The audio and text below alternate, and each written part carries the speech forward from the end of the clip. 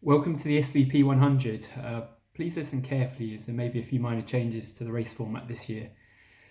It's an honour to start the race in Newmarket, where in 1809 Captain Robert Barclay walked 1,000 miles in 1,000 hours without a break, a feat he completed in front of thousands of supporters.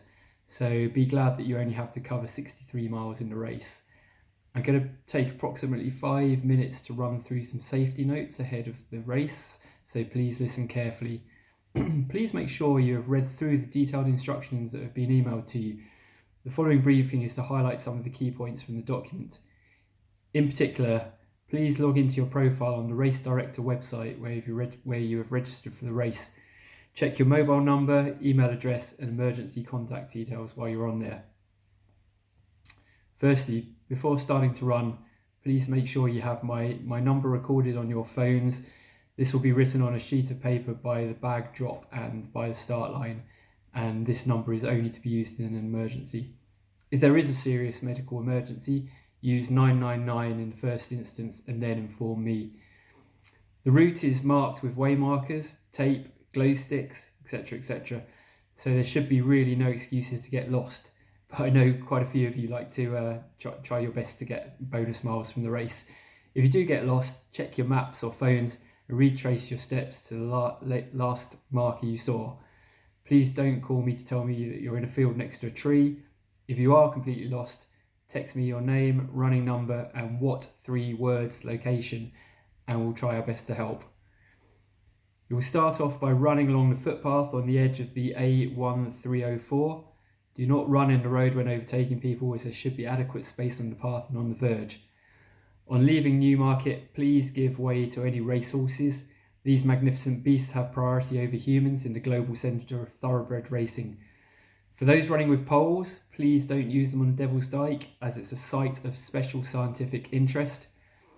Early on in the race, there is a road and a rail crossing that you'll run across just along the Devil's Dyke, so please take extra care when crossing both of these.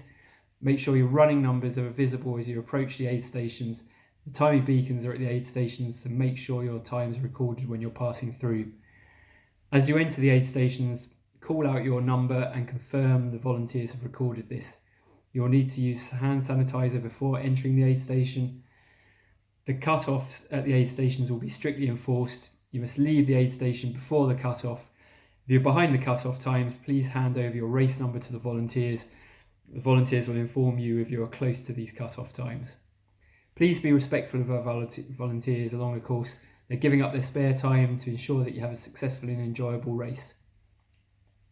Also, please be respectful of other footpath users along the way. We don't have right of way on the footpaths. You should slow down and try and provide a suitable gap when passing members of the public. Also, when overtaking other runners, announce your presence when approaching the runner who is in front. The runner who is in front should then move to their left where possible to ensure there is adequate space on the trail for the other person to pass. To ensure that this race can continue in the future, we need to ensure that all runners abide by the countryside code. This means no littering outside the aid stations. There are bin bags at the aid stations for gels and other wrappers. Also, please make sure you shut any gates after passing through, particularly if there is livestock in the fields. Shut the gates even if there is a runner directly behind you, as inquisitive cattle have managed to escape fields in previous years, and this causes a huge issue for farmers. Please also take care when crossing any roads or fields, as it is harvest time and there may be heavy machinery moving around. If you need to withdraw from the race at any point, try and do so at an aid station. Inform the volunteers who will take your number. There will be a minibus to take you to the finish where the bags are located, but you may have to wait patiently for that minibus. If you do withdraw anywhere other than the aid station, please let me know by texting me your name and running number so you don't end up calling out the emergency services looking for you. In the past, we've actually been up until midnight trying to track down runners who are safely at home in their beds. There are a few fields along the route which have cattle in. If you're afraid of cattle, you can generally find an alternative route around the field or team up with another person as you slowly cross the field. I don't think there's currently any bulls in any of the fields, but if there are, you should be fine unless you're running in a red t-shirt.